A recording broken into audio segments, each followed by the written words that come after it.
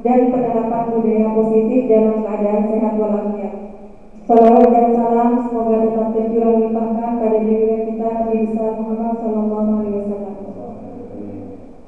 Saya ucapkan terima kasih kepada Bapak Kepala Sekolah SMP Negeri 2 Giligenting dan rekan-rekan guru yang bersedia hadir pada acara siang hari ini. Acara pada siang hari ini yaitu tentang diseminasi dalam menyebarkan pemahaman dan penerapan budaya positif. Ini adalah materi yang saya dapatkan di modul 1.4 pada pendidikan guru penggerak. Dan ada pun tujuan dari kegiatan pada pagi hari ini yaitu diharapkan nantinya peserta mampu memahami pentingnya budaya positif dan menerapkannya untuk memperbaiki karakter murid dalam mewujudkan profil pelajar Pancasila. Nanti diharapkan setelah kita mendapat pencerahan tentang apa itu disiplin positif, nantinya diharapkan Bapak Ibu di sini menerapkannya di kelas atau pada siswa-siswi kita. Adapun konsep inti dari budaya positif yang akan kita bahas di sini ada 8 konsep. Yang pertama yaitu perubahan paradigma baru. Kemudian yang kedua disiplin positif. Yang ketiga nilai-nilai kebajikan. Yang keempat kebutuhan dasar manusia. Yang kelima motivasi perilaku manusia. Dan yang kelima posisi kontrol guru. Yang ketujuh keyakinan kelas. Dan yang terakhir yaitu segitiga restitusi. Kita akan memasuki materinya Bapak Ibu. Nah, di sini. Untuk yang pertama kita akan membahas tentang pembelajaran dengan paradigma baru. Di mana pembelajaran pada paradigma baru ini yaitu pembelajaran yang dirancang berdasarkan pembelajaran yang berdiferensiasi, di mana nanti diharapkan peserta didik bisa belajar sesuai dengan kebutuhannya berdasarkan tahap perkembangan sesuai teori psikologi modern untuk mewujudkan profil pelajar Pancasila. Kira-kira Bapak Ibu di sini masih ingat tidak tentang dimensi profil pelajar Pancasila? Kira-kira ada berapa? Bapak Ibu ada berapa? Ada 6. Apa saja? Beriman dan bertakwa kepada Tuhan Yang Maha Esa. Beriman dan bertakwa kepada Tuhan Yang Maha Esa. Ada lagi? Masih berapa? Bergotong royong. Bernalar kritis. Bernalar kritis. Mandiri. Kreatif. Satu lagi? Berkebinekaan global. Oke, di sini kita lihat ya dimensinya. Nah, di sini profil pelajar Pancasila ini ada 6. Yang pertama beriman bertakwa kepada Tuhan Yang Maha Esa dan berakhlak mulia. Kemudian berkebinekaan global, bergotong royong, kreatif, bernalar kritis dan mandiri. Ini ya, nanti diharapkan dengan kita mempelajari pembelajaran dengan paradigma baru kita bisa memberikan atau memfasilitasi peserta didik kita dengan pembelajaran yang berdiferensiasi sesuai dengan kebutuhan peserta didik. Nah, coba di sini siapa yang bersedia maju ke depan membantu saya? Kita akan mencoba, mari mencoba di sini. Sebenarnya ini bukan semacam permainan, tapi saya cuma butuh 1 orang mungkin. Ada yang berani maju ke depan? Ya, boleh. Ya. Lagi dulu. Mari berangkat dulu.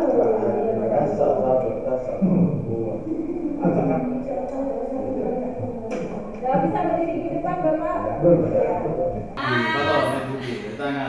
Sekarang Bapak Taufik coba tangannya digenggam. Anggap saja di dalamnya Pak Taufik sedang memegang sesuatu yang sangat penting. Dan teman-teman atau rekan-rekan di sini bagaimana caranya membujuk Pak Taufik agar beliau membuka tangannya untuk bisa menyerahkan. Tapi di sini terserah Pak Taufik mau dibuka atau tetap mempertahankan, terserah ya. Jadi kita bisa nih meminta Pak Taufik apa dengan cara digelitik atau dengan cara diberikan uang biar dia memberikan. Kira-kira gimana biar Pak Taufik ini mau membuka tangannya Bapak Ibu? Dengan uang aja.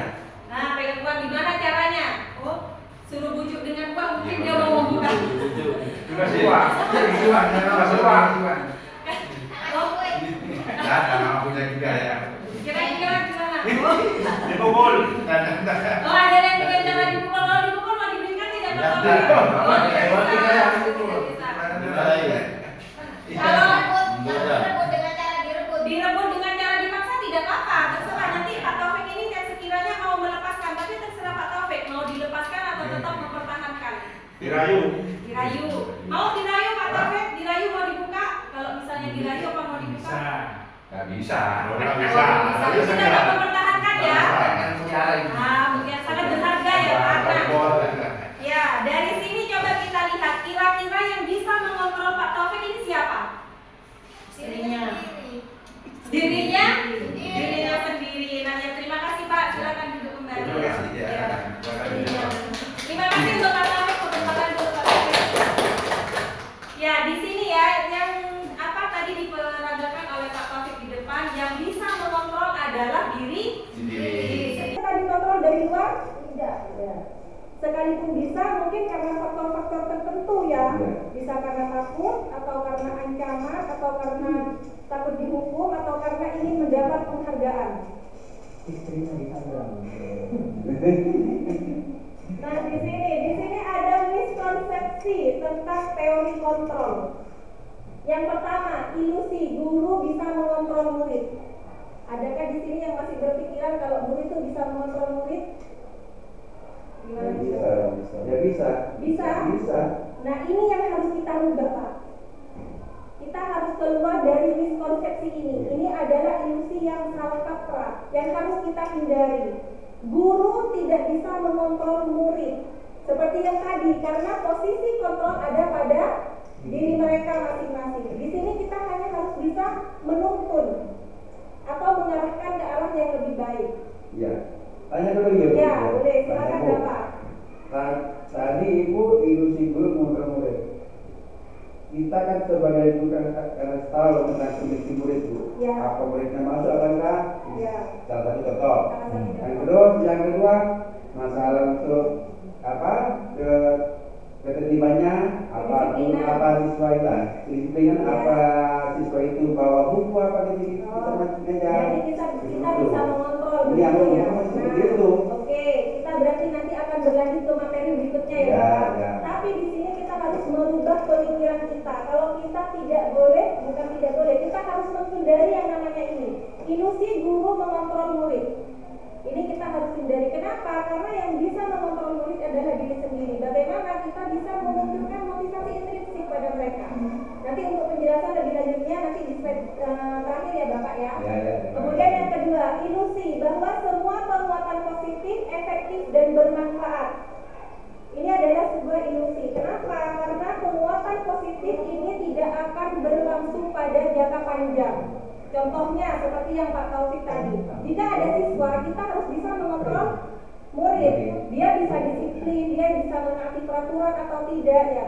Tapi kalau misalnya mereka merasa takut, apakah itu akan berlangsung dalam jangka panjang? Ya. Ini Bu, Ya. dengan tiap kita mengajari selalu mengontrol, nanti akan anak-anak itu akan kebiasaan. Terbiasa. Baru terbiasa. Berarti Beda ada- kalau tinggalkan itu. Ya. Supaya agar anak itu biar bisa sendiri tidak bisa. Ya.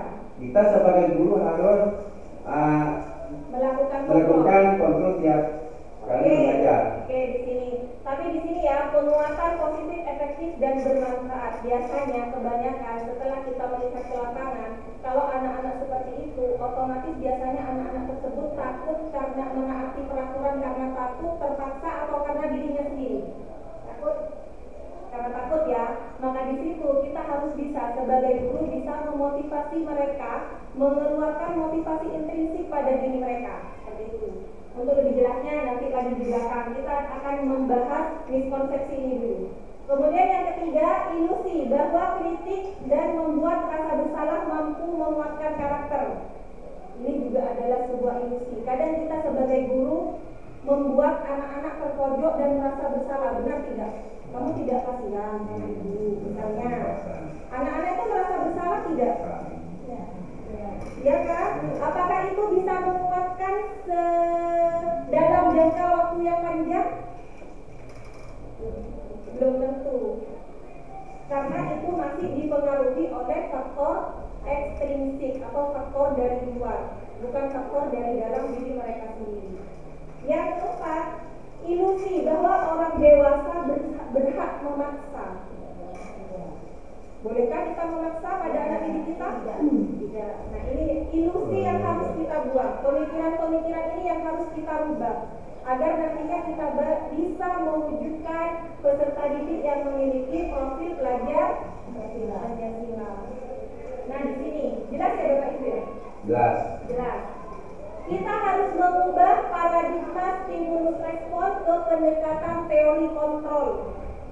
Yang di sebelah kiri ini adalah stimulus respon dan di sebelah kanan itu adalah teori kontrol. Stimulus respon ini kita harus mengubahnya ke teori kontrol. Yang pertama, realitanya kebutuhan kita sama. Kita sama tidak kebutuhannya Bapak Ibu? Sama, makan, minum sama. Sama dalam, apakah sama dalam semua hal? Tidak. Apakah setiap orang memiliki kebutuhan yang sama? Tidak. Maka kita harus merubah ke teori kontrol karena pada realitanya kebutuhan kita ini berbeda. Yang kedua, semua orang melihat hal yang sama. Tidak, karena kita bisa berubah. Setiap orang memiliki gambaran yang berbeda. Coba terkait dari poin kedua, kita lihat di sini. Di sini ada tebak gambar.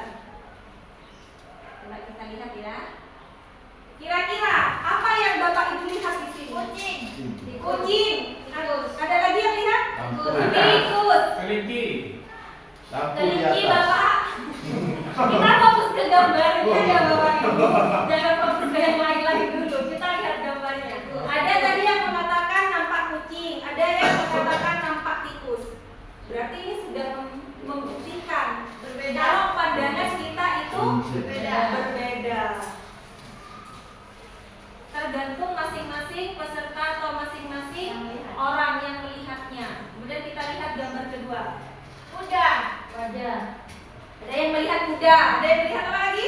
Wajah. Nah, ini sudah menunjukkan kalau cara pandang kita itu berbeda.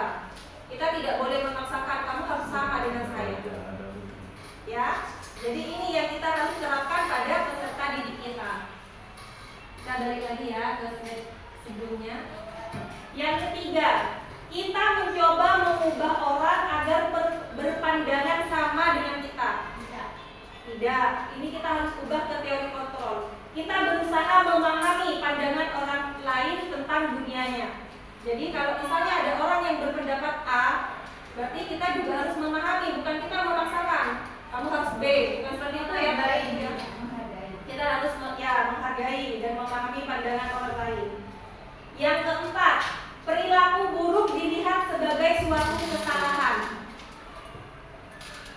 Kadang kita kalau melihat peserta didik kita belum tentu melakukan suatu tindakan yang keliru, kita langsung mengecapnya belum tentu nakal. Nah, betul katanya Bu Maya. Belum tentu, karena pasti ada hal yang melatar belakangi. Ya, Bapak Ibu, kita harus tahu di sini. Kemudian yang kelima, orang lain bisa mengontrol saya. Seperti yang Pak Taufik tadi coba di depan. Tidak bisa. Karena yang bisa mengontrol diri kita adalah diri kita sendiri. Berikutnya, saya bisa mengontrol orang lain. Masih berpikirkah Anda bisa mengontrol orang lain? Tidak ya. Karena kita tidak bisa mengontrol orang lain. Berikutnya, pemaksaan ada pada saat bujukan gagal. Misalnya kita membujuk orang kemudian gagal, kita biasanya melakukan pemaksaan tidak? Biasanya seperti itu ya Bapak Ibu. Nah, ini yang harus kita ubah. Nah, karena tidak sabar, karena tidak telaten ya. Jadi kita harus biasanya berkolaborasi dan konsensus menciptakan pilihan-pilihan baru. Dan yang terakhir, model berpikir menang kalah. Saat kita berdebat dengan orang lain, biasanya kita akan berusaha untuk menang. Itu yang harus dihindari. Berpikir menang kalah, ini kita harus hindari. Kenapa? Kita harus mengubahnya ke berpikir menang-menang. Positif. Kita harus sama-sama saling menguntungkan, bukan ada yang diuntungkan dan ada yang dirugikan. Positif. Salah satu contohnya saat ada peserta didik ke sekolah, kemudian dia melakukan kesalahan, serta-merta kita langsung menghukumnya. Apakah itu adil? Tidak. Nanti kita bahas lagi, berikutnya masih ada. Nah, yang kedua yaitu tentang disiplin positif. Disiplin positif di sini merupakan salah satu cara penerapan disiplin yang bertujuan untuk menumbuhkan kesadaran serta memberdayakan peserta didik tanpa adanya imbalan atau reward, ancaman atau hukuman. Kira-kira di sini kita bisa tidak menerapkan pada peserta didik kita? Apakah kita masih memberikan embel-embel atau seperti penghargaan? Kalau misalnya peserta didik kita berbuat baik, kita memberinya reward, apakah ada yang masih seperti itu? Bisa juga ada. Bisa. Nah iya, di sini berarti nanti kita harus merubah itu semua. Kenapa? Karena itu adalah faktor yang mempengaruhi dari luar. Kalau kita dipengaruhi dari luar, motivasi ekstrinsik yang keluar, maka itu tidak akan berlangsung lama. Atau bisa itu menjadi kecanduan pada peserta didik. Oh, saya harus berbuat baik. Ya. Sifatnya hanya sementara. Sebagai pendidik, tujuan kita adalah menjadikan peserta didik yang memiliki disiplin diri, sehingga mereka berperilaku mengacu kepada nilai-nilai kebajikan universal dan memiliki motivasi intrinsik dalam perubahan perilaku ke arah yang lebih baik. Jadi di sini diharapkan dengan motivasi intrinsik itu peserta didik sadar dengan sendirinya. Mereka mau menerapkan disiplin positif dari kesadaran diri mereka, bukan karena faktor dari luar.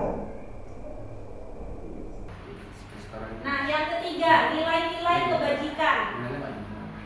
Nilai-nilai kebajikan di sini yaitu nilai yang disepakati bersama, lepas dari suku bangsa, agama, bahasa maupun latar belakangnya.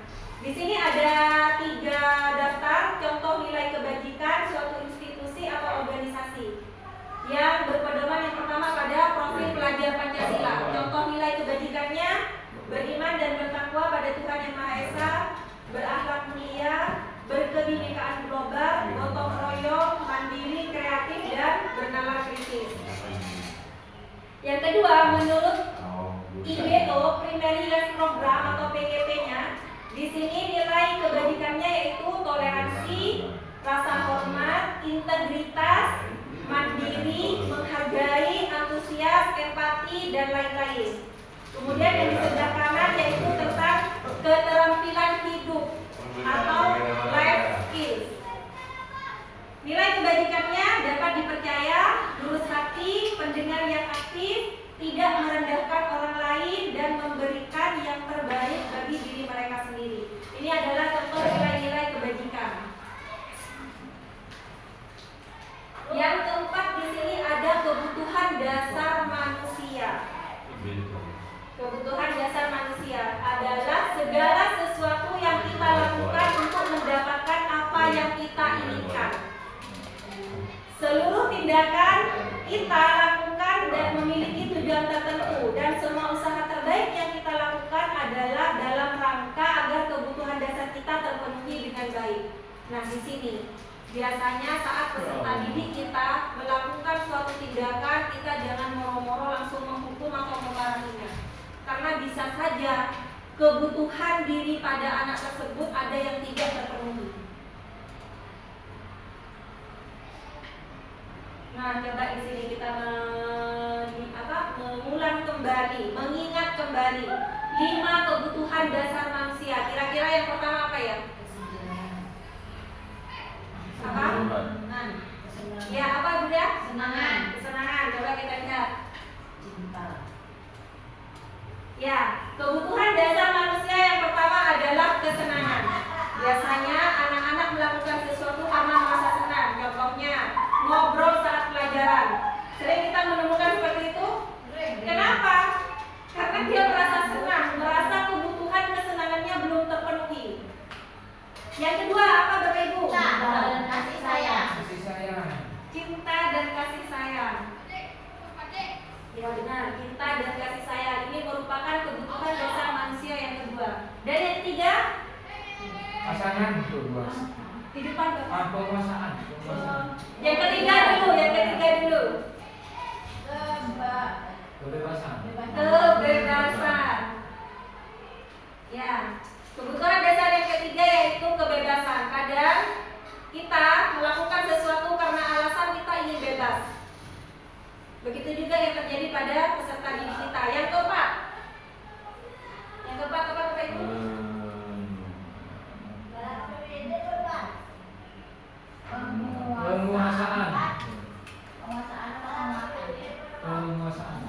Penguasaan. Biasanya anak-anak kadang merasa ingin diakui, merasa ingin dianggap berkuasa. Itu adalah salah satu kebutuhan dasar manusia. Dan yang terakhir, Bertahan hidup. betul. Oh ya, ini salah ketiknya. Yang betul bertahan hidup ya. Maaf ya Bapak Ibu ya, ini sedikit kesalahan teknis. Bertahan hidup. Tepuk tangan dulu untuk Pak Taufik.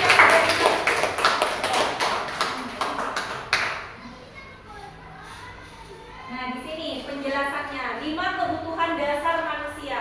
Kesenangan, kebutuhan untuk merasa senang, biasanya berkaitan dengan bermain, rasa humor dan antusiasme. Yang kedua, cinta dan kasih sayang. Kebutuhan untuk diterima, memberi dan menerima kasih sayang atau berkoneksi antar sesama. Dan yang ketiga, kebebasan. Kebutuhan akan pilihan, kemandirian dan otonomi. Yang keempat, penguasaan, kebutuhan pengakuan atas kemampuan, harga diri, prestasi dan ingin diakui. Dan yang kelima, bertahan hidup. Ini berhubungan dengan kebutuhan fisiologis dan psikologis seseorang. Fisiologis bisa berupa rasa lapar, kantuk, dan lain-lain. Sedangkan psikologis rasa aman. Seperti itu ya Bapak Ibu tentang 5 kebutuhan dasar manusia. Nah, yang kelima, motivasi perilaku manusia. Ini yang harus kita pahami. Yang pertama, biasanya untuk menghindari ketidaknyamanan atau hukuman. Pernah tidak kita melihat peserta didik kita tertib atau disiplin karena menghindari ketidaknyamanan atau hukuman? Sering ya Bapak Ibu ya, karena kadang mereka patuh bukan karena sadar dengan sendirinya, tapi untuk menghindari, karena takut untuk menghindari hukuman. Yang kedua, untuk mendapatkan imbalan atau penghargaan dari orang lain. Biasanya kadang ada guru yang memberikan reward saat anak-anak itu melakukan suatu kebaikan atau mencapai suatu tujuan. Ada tidak guru yang seperti itu? Misalnya saat ada siswa yang bisa menjawab pertanyaan, kita kasih permen. Ada.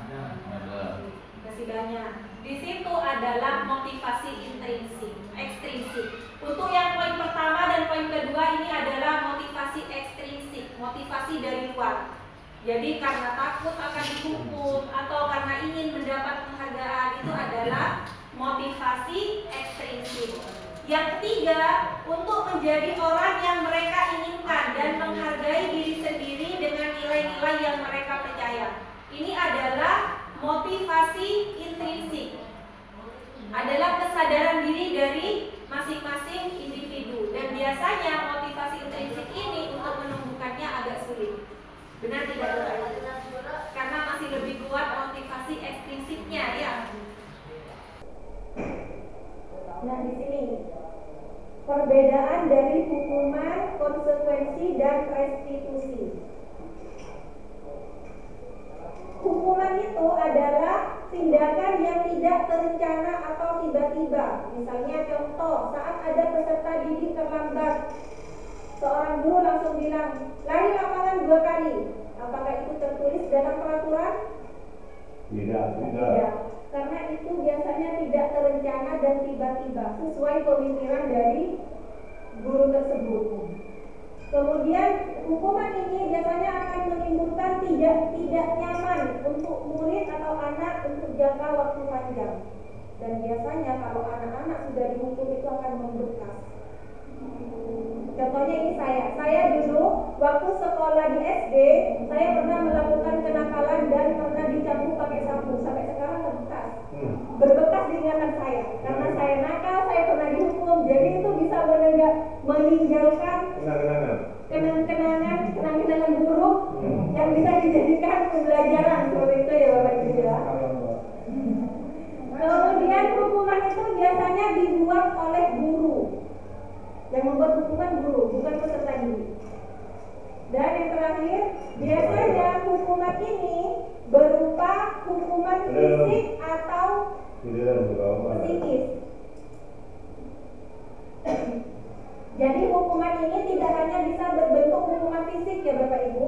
Dengan kata-kata saja itu sudah bisa merupakan hukuman. Kadang misalnya bodoh sekali kamu ya, itu sudah merupakan hukuman. Jadi hukuman ini bisa berupa hukuman fisik atau psikis. Kalau konsekuensi ini terencana atau disepakati sesuai peraturan. Misalnya, saat anak tidak ikut kegiatan pagi, sholat duha dan ngaji bersama, anak-anak diberi konsekuensi untuk mengaji surat Yasin. Ini biasanya dibuat sesuai dengan peraturan kalau konsekuensi. Jadi tidak tiba-tiba seperti hukuman tadi. Konsekuensi bisa menyebabkan rasa tidak nyaman untuk murid atau anak jangka waktu pendek. Biasanya mereka akan menggerutu saat waktu itu saja. Dan kalau konsekuensi ini dibuat oleh guru dan murid, jadi bisa melibatkan.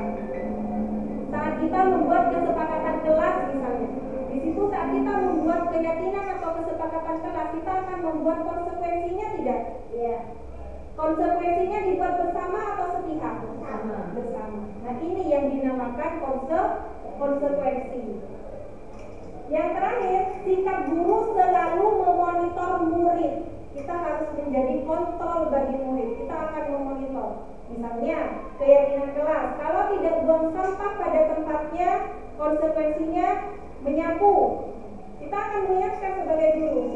Kamu melanggar keyakinan kelas. Konsekuensinya apa? Anak-anak akan menjawab dengan sendirinya. Sesuai dengan konsekuensi yang sudah dibuat bersama. Restitusi adalah proses menciptakan kondisi bagi murid untuk memperbaiki kesalahannya. Restitusi ini kita lakukan biasanya kalau ada anak-anak yang sedang berbuat salah atau membuat kesalahan, jangan langsung dihukum. Tetapi kita ciptakan dulu kondisi yang enak agar murid tersebut bisa menceritakan apa penyebabnya dan membantu murid menemukan solusi agar tidak mengulangi masalah itu lagi.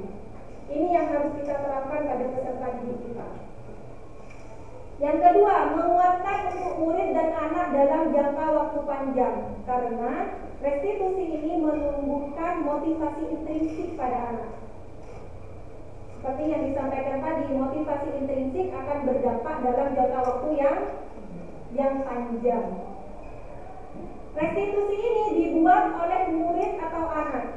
Jadi bukan kita, bukan kesepakatan bersama, tapi peserta didik sendirilah yang menentukan mau seperti apa dan mau bagaimana ke depannya.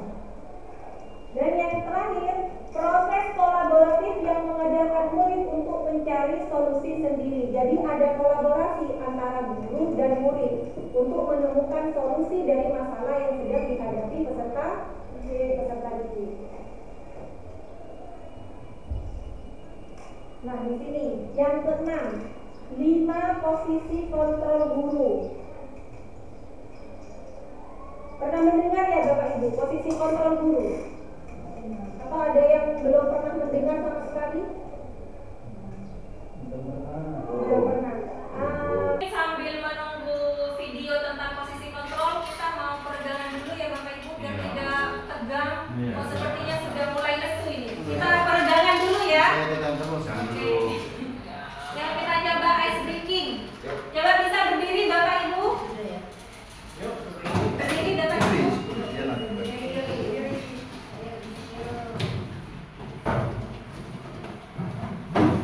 Siap ya, Bapak Siap, Bu. Siap. Oke. Kita ikuti video di depan ya. Siap. Bu, di lagi di. Dua ikuti ya.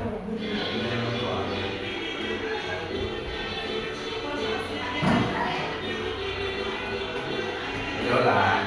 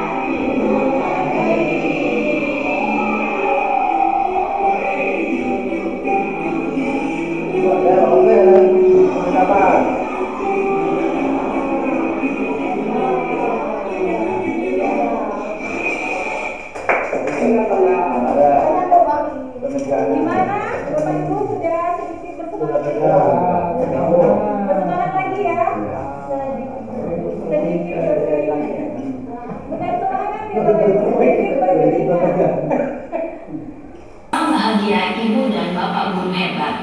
Dalam penerapan disiplin positif restitusi, salah satu program yang dikembangkan adalah 5 posisi kontrol. 5 posisi kontrol dalam restitusi adalah proses perjalanan seorang pendidik agar dapat mengenali dirinya. Lihat bagaimana kelima posisi kontrol dalam menghadapi masalah tersebut.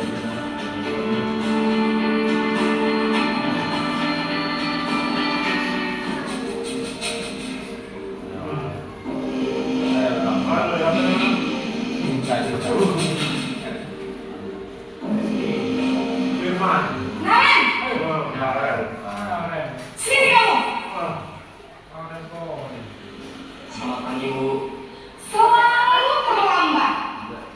Kamu deh, pasti terlambat. Maaf, Bu. Saya Apa? Apa coba? Alasan kamu apa lagi? Kapan sih kamu tidak terlambat? Malas sekali ya kamu jadi anak. saya Dasar pemalas. Gak kapok-kapok sih kamu. Sudah berapa kali terlambat? Sana, kamu keliling lapangan basket 2 kali. kenapa saya harus ke lapangan basket, Bu? Kenapa?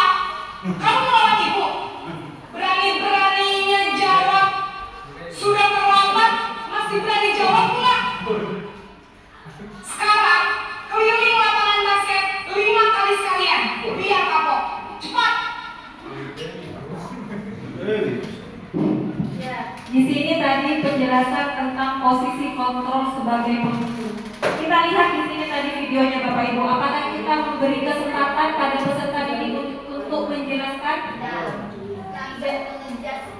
Langsung ya, langsung memberikan hukuman tanpa mengetahui apa alasan peserta didik kenapa terlambat. Seperti itu ya Bapak Ibu ya.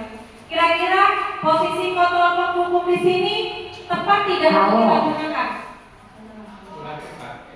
Kurang tepat.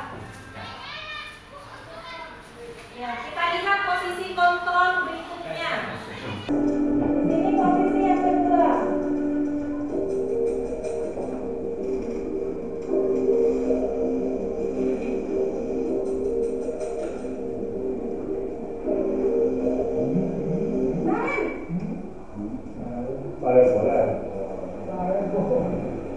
Selamat pagi, Bu. Naren. Kamu kenapa terlambat lagi, nak? Ya Tuhan, Naren. Kamu senang ya bikin ibu susah ya? Kalau kamu terlambat lagi, nanti ibu yang ditegur bapak kepala sekolah, nak. Disangka ibu tidak bisa membina kamu. Duh, gimana ini? Maaf, Bu. Gusti Naren. Kamu suka ya kalau ibu tegur bapak kepala sekolah? Terus, sekarang ibu harus tulis apa yang di buku absen? Ini kamu sudah sering terlambat loh. Ibu harus apa coba? Maaf, Bu. Maaf sekali. Ya sudah, lain kali jangan bikin ibu susah lagi ya nak ya. Ibu tidak akan buat lagi kalau kamu begini terus. Bisa jantungan kalau ibu tegur bapak kepala sekolah. Sana cepat ke kelas. Maaf ya, Bu. Maaf sekali.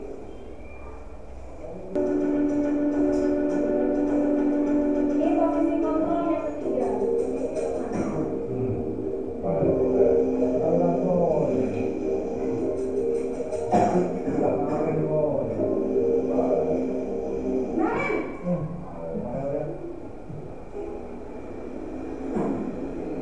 Selamat pagi, Bu. Wah, sudah jam berapa ini nak? Terlambat lagi ya sayang. Iya, Bu. Habis ibu saya lupa bangunkan saya, Bu. Kamu malah menyalahkan ibu kamu. Kamu bukannya anak yang larinya paling kencang. Kok terlambat sih? Iya, Bu. Saya memang terlambat bangun tadi. Jadi biarpun saya lari kencang, tetap gak kejar, Bu. Ya sudah sana. Nanti lain kali larinya lebih kencang lagi ya. Biar gak terlambat lagi. Bikin senang ibu. Demi ibu. Bisa kan? Bisa lah, Bu. Ya sudah sana masuk kelas. Ibu beresin urusan absen kamu. Kamu ini ada-ada saja.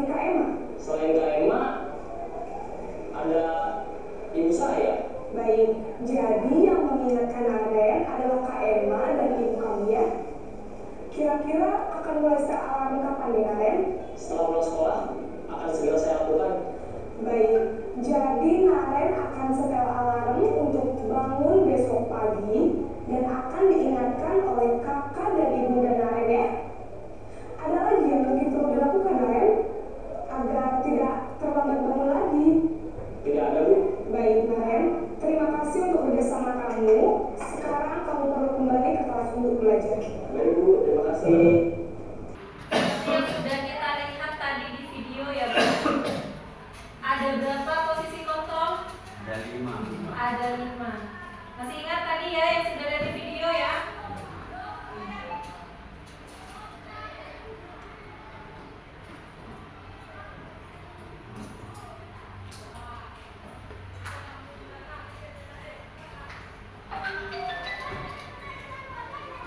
Posisi kontrol guru. Yang pertama itu penghukum, yang kedua pembuat merasa bersalah, yang ketiga sebagai teman, yang keempat sebagai pemantau, dan yang kelima sebagai manajer.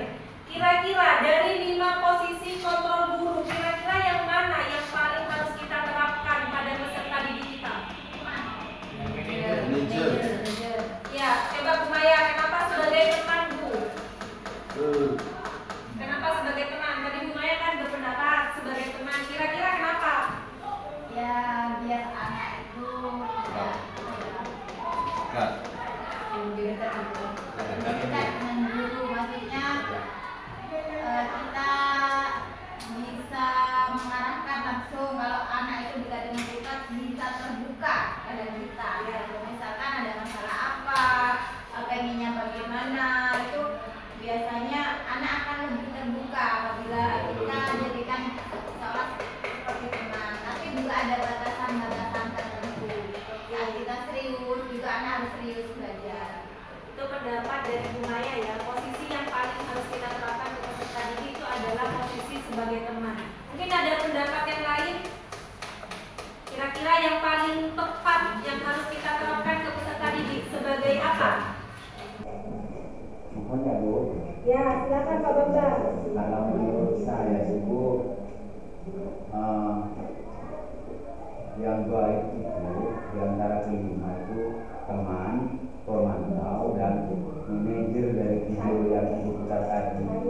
Kalau misalnya harus memilih, satu ya yang paling bawah lagu yang kelima itu loh Bu. yang manajer ya Pak. Ya. Kenapa Pak? Nah, alasan saya karena di posisi manajer ini guru itu seakan-akan menstimulus, memberi rangsangan kepada siswa untuk menyelesaikan atau mencari solusi atas kesalahannya sendiri, sehingga solusi tersebut berasal dari sisi dalam, dari intrinsik, dan sehingga itu akan terus diingat. Itu beda dengan dari eksplisit ya. Kalau dari video yang kita tadi. Terima kasih. Mari kita lihat perbedaannya dan kiranya posisi kontrol mana yang harus kita gunakan pada peserta didik. Di sini jelas ya Bapak Ibu ya. Motivasi sebagai penghukum dan pembuat merasa bersalah ini adalah perilaku kontrol negatif. Kenapa? Karena biasanya kalau sebagai penghukum hasilnya siswa atau peserta didik akan memberontak, pendendam, menyalahkan orang lain. Kalau kita langsung menghukum peserta didik kita yang melakukan kesalahan, dia akan mengingat, wah bapak ini atau ibu ini sering menghukum. Akan ada rasa apa ya? Kadang ada rasa ingin memberontak, kemudian akan ada rasa dendam juga. Tidak menutup kemungkinan seperti itu. Tidak terima. Tapi dia tidak berani. Jadi dia hanya menggerutu di belakang kita. Itu adalah posisi kontrol negatif sebagai penghukum. Pembuat orang merasa bersalah. Jujur, sebelum mengikuti pendidikan guru penggerak, saya juga kadang masih menggunakan posisi kontrol ini. Agar tujuan saya apa? Agar siswa menyadari. Padahal sebenarnya ini adalah posisi kontrol yang keliru. Seperti itu. Biasanya hasil dari posisi kontrol membuat orang merasa bersalah ini menyembunyikan atau menyangkal atau berbohong. Peserta didik biasanya akan berbohong. Misalnya terlambat, dia akan mencari alasan-alasan agar hukumannya dikurangi.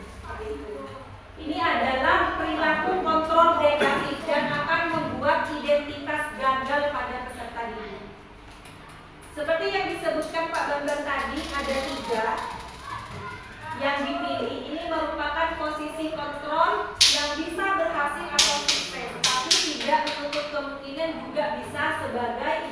gagal, karena itu merupakan faktor yang mempengaruhi dari luar, misalnya pada posisi kontrol teman dan pemantau. Pada posisi teman dan pemantau ini adalah perilaku kontrol positif. Kita mengontrolnya positif, tapi juga bisa menyebabkan identitas gagal pada peserta didik, karena biasanya peserta didik akan ketergantungan, karena bukan motivasi intrinsik yang ada pada mereka. Hasilnya kalau sebagai teman mungkin bagus, seperti yang disampaikan Bu Maya, peserta didik bisa lebih terbuka saat menganggap guru adalah temannya, tapi tetap ada batasannya. Tapi sayangnya di sini pada peserta didik biasanya akan ketergantungan. Ia selagi ada guru yang dianggap merasa temannya. Kalau tidak ada, tidak ada Bu Maya, seperti itu. Seperti itu ya. Jadi di sini posisi teman bagus, tapi sebaiknya kita menempatkan posisi kontrol kita sebagai manajer. Kalau sebagai pemantau, biasanya di sini akan menyesuaikan bila diawasi. Jadi mereka hanya akan disiplin, mereka hanya akan melakukan disiplin positif saat kita pantau. Jadi bukan karena kesadaran diri sendiri. Sedangkan pada posisi kontrol manager, biasanya kita akan melakukan atau mengajukan pertanyaan-pertanyaan terkait masalah yang dihadapi, dan kita akan memunculkan motivasi intrinsik peserta didik untuk menemukan solusi dari apa yang sedang dialami oleh peserta didik. Dan posisi kontrol manager ini akan menguatkan watak atau karakter dari peserta didik. Sekarang coba kita lihat di sini. Posisi kontrol apakah aku kalau misalnya ada pernyataan seperti yang nomor 1. Saya kecewa sekali dengan kamu. Kira-kira ini posisi kontrol sebagai apa ya Bapak Ibu? Sebagai merasa bersalah. Coba kita lihat. Pembuat merasa bersalah. Karena saya kecewa sekali dengan kamu, peserta didik akan langsung berpikir, wah saya keliru nih, saya sudah berbuat salah nih. Ini adalah pembuat merasa bersalah. Kalau yang nomor 2, kamu tidak akan mendapat nilai jika tidak mengerjakan tugas. Posisi kontrol sebagai apa?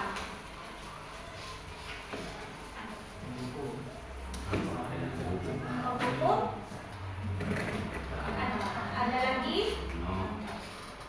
Pemantau. Kita lihat ya. Ya, sebagai pemantau. Kenapa? Karena di sini ada konsekuensi. Kamu tidak akan mendapatkan nilai jika tidak mengerjakan tugas. Jadi kita hanya sebagai pemantau, sebagai kontrol, sebagai monitor bagi peserta didik kita. Kalau yang ketiga, apa rencanamu untuk menyelesaikan masalah ini? Kira-kira sebagai apa?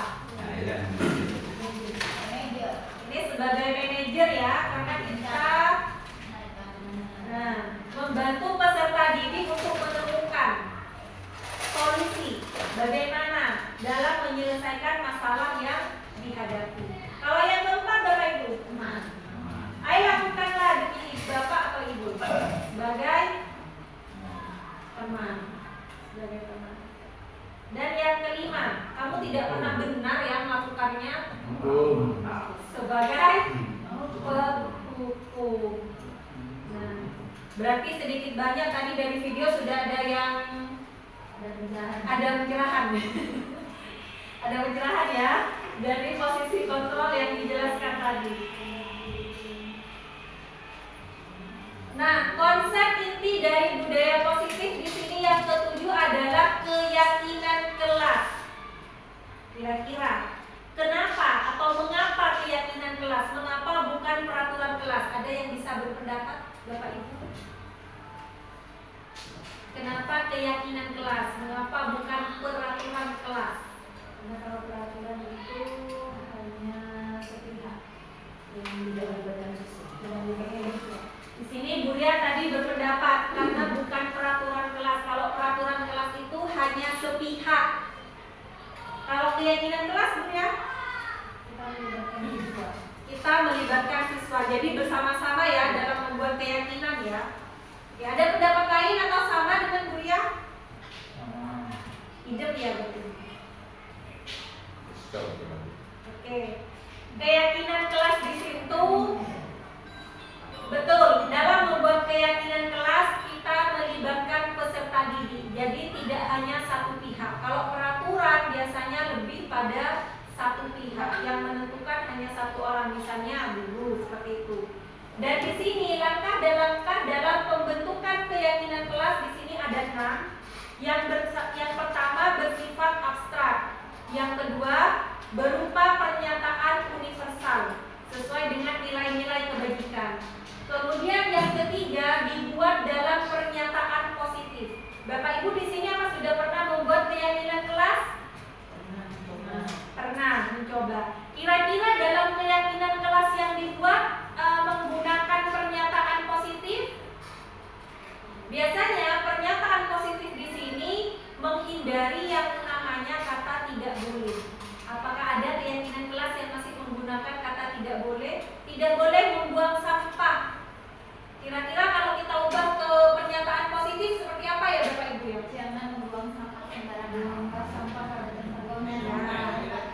Kalau tidak boleh membuang sampah sembarangan atau tidak membuang sampah pada tempatnya, itu merupakan pernyataan negatif. Kenapa? Karena masih ada kata tidak dan jangan. Kalau kita ubah ke hal positifnya, berarti gimana? Buanglah sampah pada tempatnya. Jadi nanti yang mau buat keyakinan kelas bisa menggunakan pernyataan-pernyataan positif. Yang keempat, tidak terlalu banyak agar mudah diingat. Jadi dalam membuat keyakinan kelas jangan terlalu banyak atau terlalu rumit, yang mudah-mudah saja agar peserta didik kita mudah mengingat dan mudah melakukannya. Yang kelima, sesuai dengan kondisi kelas atau sekolah sehingga mudah diterapkan. Yang terakhir, melibatkan semua warga sekolah atau warga kelas. Kalau kita membuat keyakinan sekolah, berarti semua warga sekolah harus ikut serta dalam membuat keyakinan itu. Tapi kalau hanya membuat keyakinan kelas, berarti antara guru dan murid saja dalam satu kelas. Di sini bisa dilakukan per guru mapel bisa, atau per wali sama guru wali kelas juga bisa. Nah, ini adalah konsep inti yang terakhir, yaitu segitiga restitusi.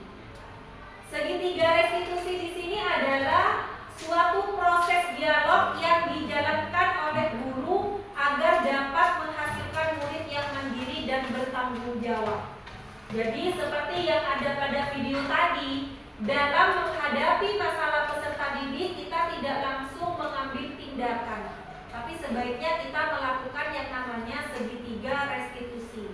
Dan biasanya segitiga restitusi ini melalui 3 tahapan. Yang pertama, menstabilkan identitas. Yang kedua, validasi tindakan yang salah. Dan yang ketiga, menanyakan keyakinan kelas. Misalnya ada pertanyaan begini, Bu, gimana kalau misalnya dalam suatu kasus kita tidak memakai ketiga tahapan ini, hanya menggunakan salah satu saja, boleh tidak kira-kira? Boleh tidak kira-kira Bapak Ibu? Boleh. Kenapa Bapak? Ya boleh. Ya boleh. Menggunakan salah satu saja boleh, atau hanya mengurangi satu saja boleh. Kenapa? Karena sesuai atau kita kondisikan pada masalah yang dihadapi siswa. Misalnya di dalam kelas ada keyakinan kelas saling menghargai atau memperhatikan saat guru menjelaskan, dan tiba-tiba ada peserta didik yang rame sendiri. Biasanya kita apakah perlu melakukan segitiga restitusi? Mungkin kita langsung mengingatkan pada peserta didik kita, ayo masih ingat tidak dengan keyakinan kelas yang sudah kita buat? Ingat Bu, berarti kamu keliru tidak? Ya Bu, dia langsung memperbaiki tingkah lakunya. Itu sudah merupakan proses segitiga restitusi. Jadi tidak wajib ketiganya ada. Disesuaikan saja dengan masalah yang dihadapi peserta didik. Menstabilkan identitas di sini biasanya berdasarkan prinsip membuat kesalahan adalah bagian dari proses pembelajaran. Jadi jangan langsung menganggap siswa yang melakukan kesalahan itu bersalah atau kita langsung mengambil tindakan menghukum. Tapi kita harus menstabilkan dulu nih identitasnya. Dan biasanya kalau peserta didik sudah stabil, dia akan dengan mudah menceritakan yang melatar belakangi anak tersebut melakukan kesalahan. Misalnya di sini dengan melakukan penguatan dengan kalimat berbuat salah itu tidak apa-apa. Kemudian tidak ada manusia yang sempurna dan lain-lain di sini di depan. Yang kedua, validasi tindakan salah. Biasanya berdasarkan prinsip setiap perilaku berupaya memenuhi suatu kebutuhan tertentu. Seperti itu ya. Jadi jika anak berbuat kesalahan, kita harus mencari tahu dulu. Kita harus validasi tindakan salah mereka. Kenapa?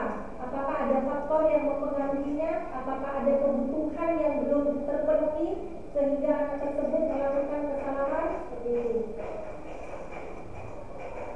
Dan yang ketiga, menanyakan keyakinan kelas. Kita bisa mengingatkan pada peserta didik keyakinan yang sudah kita buat. Dan biasanya di sini anak-anak akan sadar dengan sendirinya dan menemukan bagaimana tindakan yang akan dilakukan selanjutnya. Kita coba lihat video restitusi berikut ya Bapak Ibu sebelum saya segitiga restitusi.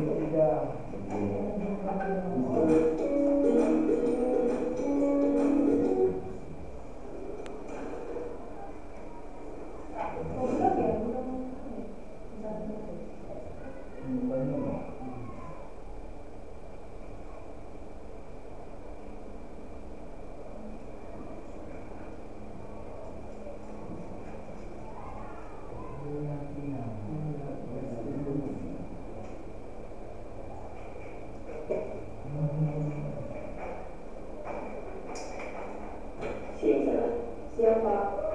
Sudah lama gak ketemu sana. Kenapa hari ini ada di sini? Kesel Pak, kesel banget. Masa aku dikatain Pak Fitnah Pak? Ya aku marah lah. Aku gak dikatain Eka di depan kelas. Kesel banget. Oh begitu. Ya pasti kamu marah dan kesal. Bapak juga akan marah apabila ada yang menuduh Bapak seperti itu. Kemudian pada saat itu kamu mau melakukan apa? Ya saya langsung ngatain Eka lah Pak. Kesel banget. Saya berkata dia depan teman lain. Oh begitu. Pasti kamu melakukan seperti itu karena suatu alasan tertentu kan? Iya lah, masa saya diam saja Pak. Ya saya bela diri lah. Masa saya dituduh Pak Fitnah? Ya wajar lah. Mempertahankan harga diri itu sesuatu yang penting buat kamu. Untung kamu tidak bertindak lebih gila lagi. Hanya membentak-bentak. Iya Pak. Untung saya masih bersabar dan hanya membentak saja. Sudah gemes padahal. Saya pasti bela diri lah. Ya pasti ya. Tapi kamu memilih untuk tetap bertahan dan bersabar. Kamu memilih untuk tidak berbuat lebih parah lagi kan? Iya. Nah, sekarang coba kita lihat lagi tindakan kamu yang menyentuh Eka di kelas. Tindakan kamu itu kira-kira sesuai dengan keyakinan kelas atau prinsip kamu tidak? Enggak lah Pak. Capek Pak jadi pengarang. Jadi keyakinan atau prinsip mana yang sesuai dengan keinginan kamu? Ya, saya sebenarnya sangat menghargai orang lain. Mungkin saat itu saya menjadi emosi, jadi tidak menunjukkan sikap itu. Kamu meyakini tidak? Mengambil hal itu penting buat kamu. Yakin lah Pak. Iya, setuju. Kita harus saling menghargai. Namun ada juga keyakinan yang kita sepakati yang perlu kita jalankan apabila kita sedang marah. Ya, saya bisa lebih proaktif, mulai dengan diri sendiri. Saya bisa jadi lebih sabar, mengambil waktu jeda untuk berpikir mau apa selanjutnya. Kira-kira kamu bersedia memperbaiki masalah ini tidak? Bersedia Pak. Kalau kamu memperbaiki masalah ini, kamu akan menjadi orang seperti apa? Saya akan menjadi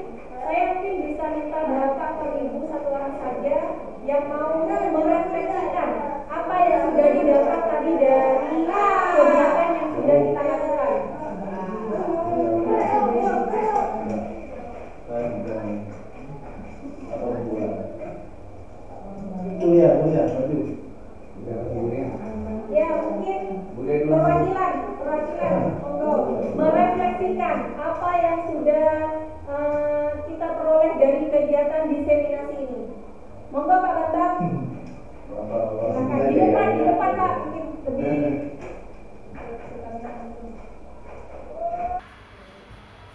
Assalamualaikum warahmatullahi wabarakatuh. Waalaikumsalam. Terima kasih Ibu Ida atas waktunya dari yang sudah diberikan ke saya untuk apa sekedar merefleksi ya Bu ya. Ya, merefleksi terkait diseminasi dengan tema budaya positif.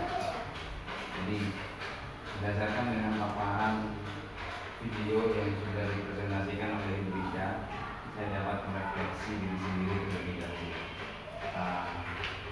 Sebelum saya mengenal akan budaya positif dari kelima langkah, mulai dari hukum sampai dengan manajer, saya cuma sampai di memantau, tidak mampu sampai di manajer belum mengetahui video yang Ibu Ida paparkan. Tapi sekarang saya menyadari bahwasanya posisi manajer itu sangat penting dalam rangka menumbuhkan segi intrinsik siswa dalam menciptakan budaya positif yang dimulai dari kesepakatan kelas, kemudian keyakinan kelas. Setelah itu bisa diterapkan, maka budaya positif akan tercipta dengan sendirinya, karena di situ berasal dari segi intrinsik.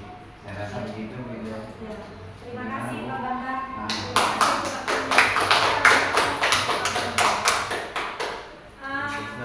Sebelum mengakhiri kegiatan diseminasi hari ini, saya sekali lagi mengucapkan terima kasih kepada rekan-rekan guru yang sudah bersedia hadir pada kegiatan diseminasi budaya positif kali ini. Semoga apa yang saya sampaikan tadi bisa bermanfaat dan bisa diterapkan dengan jelas.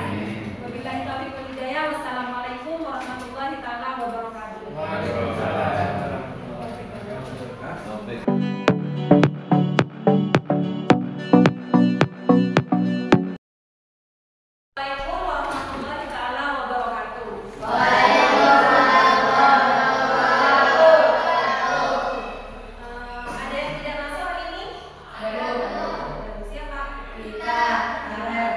Kenapa sakit atau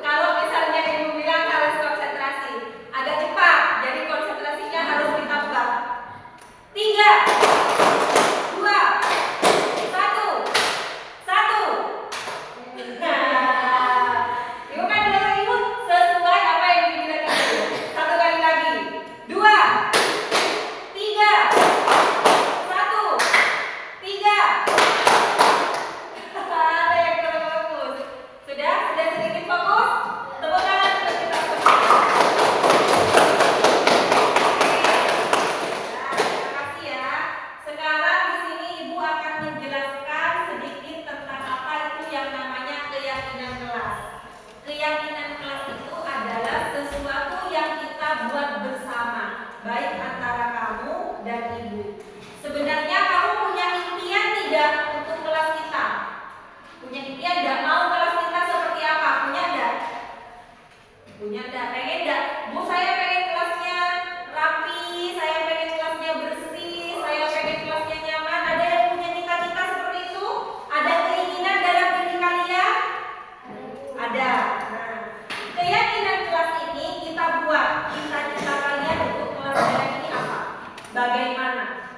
Maunya seperti apa? Bu, saya mau di kelas ini ada pojok bacanya, yang ada taman baca di belakang kelas misalnya. Biar istirahat kita bisa membaca buku di pojok kelas misalnya. Terserah kalian, nanti tuliskan. Misalnya lagi seperti ini, Bu, saya mau kalau guru menjelaskan di depan tidak ada yang bicara, atau di dalam kelas tidak ada yang makan-makan biar tidak kotor. Paham ya? Jadi kita di sini akan membuat yang namanya keyakinan kelas. Nanti ibu kasih poin yang harus kalian isi sesuai dengan harapan kalian. Bisa dengan apa saja yang ingin kalian tuliskan, terserah. Nanti ibu bagikan.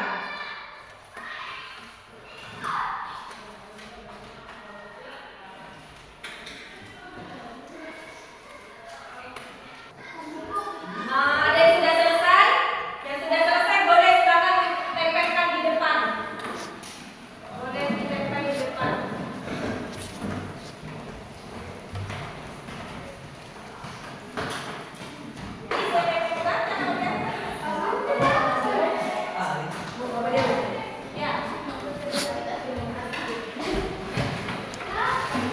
Sudah semua? Kita baca sama-sama. Bisa taruh sini ya.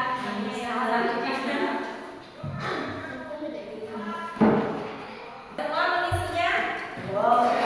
Nah, biasanya keyakinan kelas ini kita menggunakan kata-kata yang positif.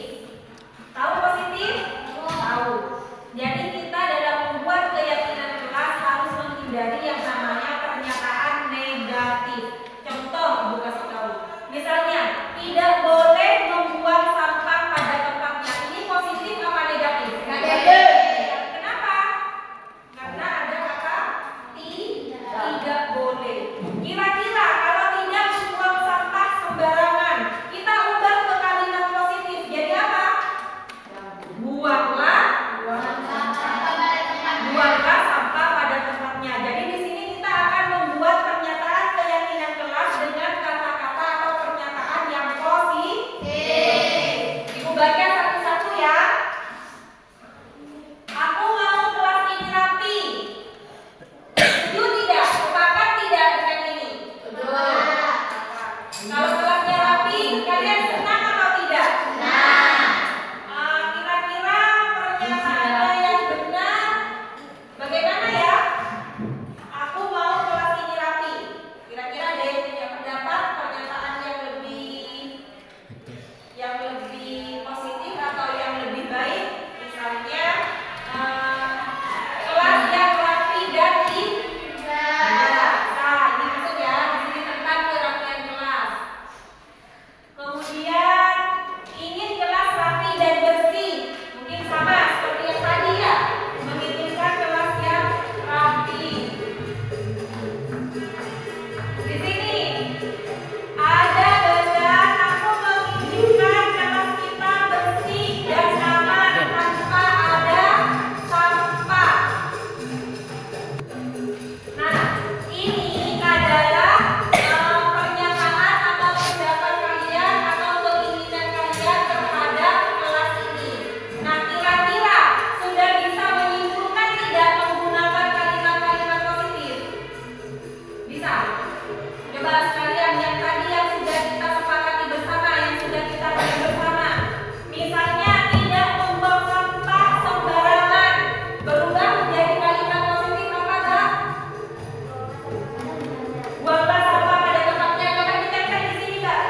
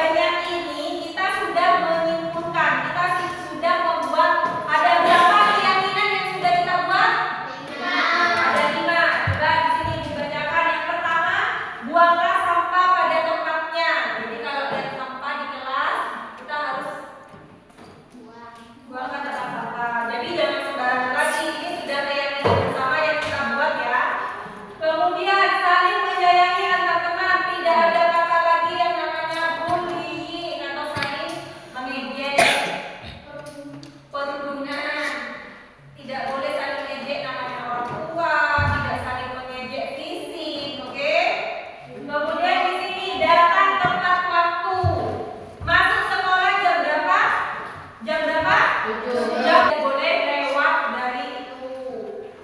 Kemudian saling menghormati antar teman. Selain saling menyayangi antar teman, kita juga saling menghormati. Jika ada temanmu yang berbicara, dengarkan. Misalnya, di saat temanmu presentasi di depan, kamu jangan asik ngobrol sendiri di belakang, tapi harus mendengarkan atau menyimak temanmu yang sedang tampil. Saling menghargai. Nah, saling menghargai ini tidak hanya mencakup sesama teman, tetapi juga dengan guru. Kalau gurunya menjelaskan, kamu gimana harusnya? Mendengarkan atau menyimak. Bukan gurunya menjelaskan, kamu juga asik menjelaskan di belakang. Dan seperti itu ya. Jadi kita sudah punya yang namanya keyakinan kelas. Ada berapa keyakinan kelas yang sudah kita buat? 5. Oke, terima kasih. Nanti ini Ibu akan buat ke kertas, kita tempel di depan kelas karena ini sudah merupakan keyakinan yang kita buat bersama. Oke, terima kasih ya.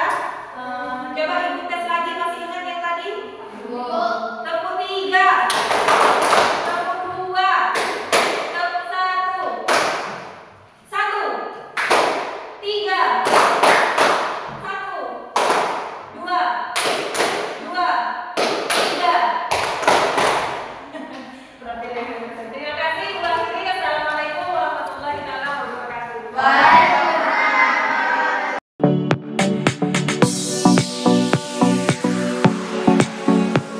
Laila, apa sudah tahu kenapa Ibu memanggil Laila ke sini? Karena saya terlambat masuk kelas ya Bu. Betul. Menurut Laila, apakah terlambat masuk kelas merupakan perbuatan yang baik? Tidak Bu, saya minta maaf ya Bu, saya salah.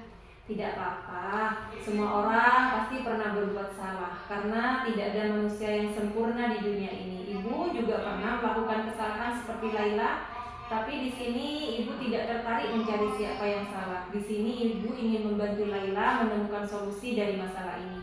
Sekarang coba ceritakan ke Ibu alasan Laila kenapa Laila sering terlambat masuk kelas setelah istirahat. Saya keasikan bermain sama teman-temanku sebelum jajan ke kantin. Jadi saya makan dan minumnya sudah hampir bunyi bel, makanya saya sering terlambat. Iya. Bermain bersama teman memang seru ya. Kamu pasti sangat menyukainya.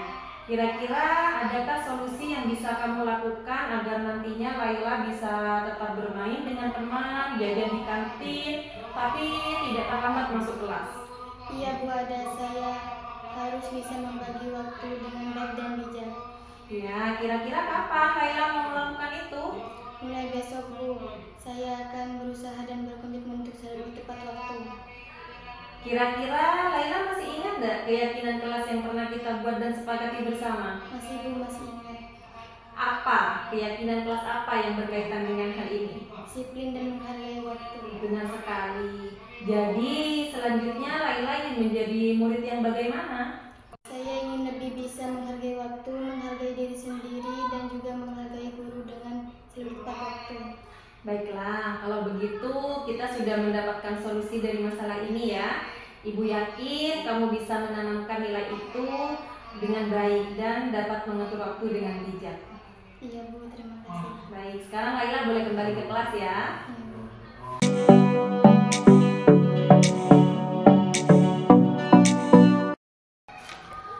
Assalamualaikum warahmatullahi wabarakatuh.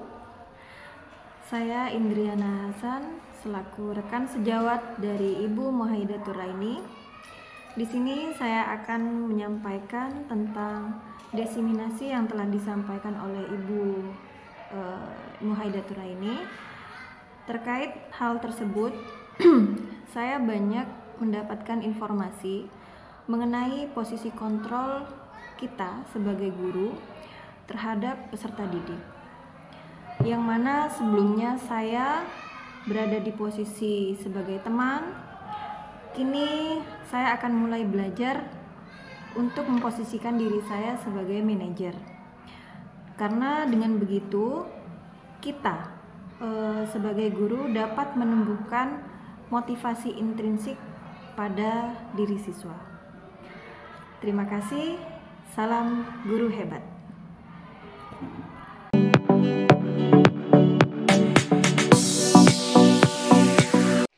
Assalamualaikum warahmatullahi wabarakatuh. Nama saya Riajatul Laila dari kelas 8B SMP Negeri 2 Gili Genting. Tadi saya dipanggil Bu Ida karena saya sering terlambat masuk ke kelas-kelas istirahat. Awalnya saya merasa takut karena saya merasa bersalah. Tapi setelah berbincang-bincang dengan Bu Ida, ternyata Ibu Ida tidak marah. Dan Ibu Ida membantu saya untuk menemukan solusi agar saya tidak mengulangi hal ini lagi. Dan saya sadar bahwa apa yang telah saya lakukan ini salah dan tidak sesuai dengan keyakinan kelas yang sudah disepakati bersama.